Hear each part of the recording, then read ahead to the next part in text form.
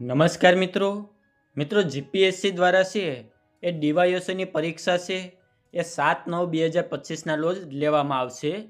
તો તેના માટે તમે પરીક્ષા આપવા માગો છો કે નહીં, તો તે માટેના સમંતી ફોર્મ ભરવાના શરૂ થઈ ગયા છે। એટલે કે કોન્સેપ્ટ ફોર્મ છે એ તેમના માટેના ભરવાના શરૂ થઈ ગયા છે।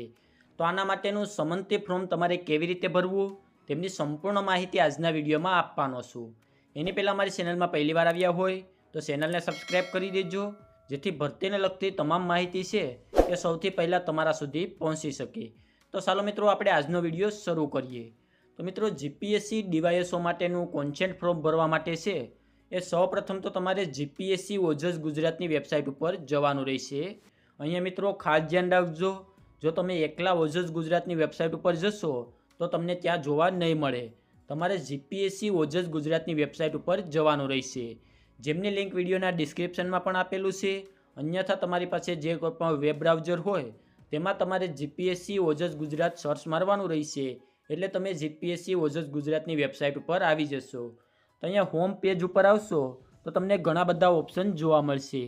તો અહીંયા તમને કોન્સેપ્ટ કરી અને એક ઓપ્શન જોવા મળશે, તો તેના ઉપર તમે ક્લિક કરશો તો ત્યારબાદ તમને કોન્સેપ્ટ ફોર એક્ઝામનો એક ઓપ્શન જોવા મળશે, તેના ઉપર તમારે ક્લિક કરવાનો રહેશે।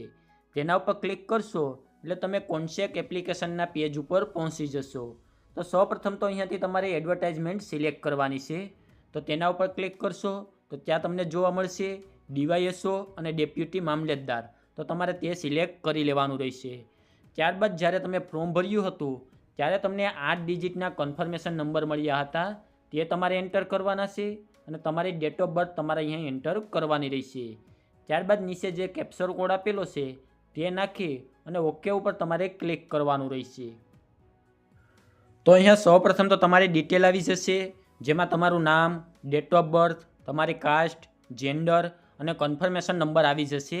ત્યારબાદ અહીંયા નીચે જણાવેલું છે કે 7/9/2025ના રોજ જે પરીક્ષા લેવામાં આવશે તેમાં હું હાજર રહીશ અને પરીક્ષા આપીશ। તો તે માટેનું આ ફોર્મ છે અહીંયા ભરવાનું છે, તમારે બધી જ ડિટેલ અહીંયા વાંચી લેવાની છે।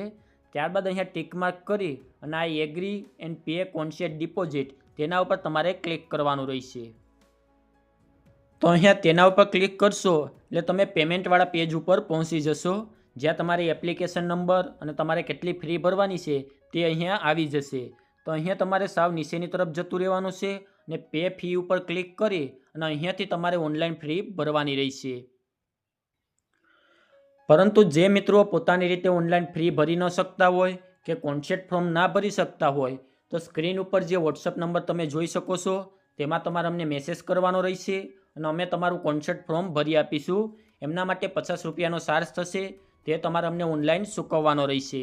તો આવી રીતે તમારે કોન્સેપ્ટ ફોર્મ ભરવાનું રહેશે। જો આને લગતો બીજો કોઈ પ્રશ્ન હોય તો નીચે કોમેન્ટ બોક્સમાં જણાવી દેજો, તેમનો જવાબ ત્યાં આપી દઈશું। અને આજના વિડીયોમાં આપવામાં આવેલી માહિતી સારી લાગી હોય તો વિડીયોને લાઇક કરી દેજો અને અમારી ચેનલમાં પહેલી વાર આવ્યા હોય તો ચેનલને સબસ્ક્રાઈબ કરી દેજો, જેથી ભરતીને લગતી તમામ માહિતી છે એ સૌથી પહેલાં તમારા સુધી પહોંચી શકે।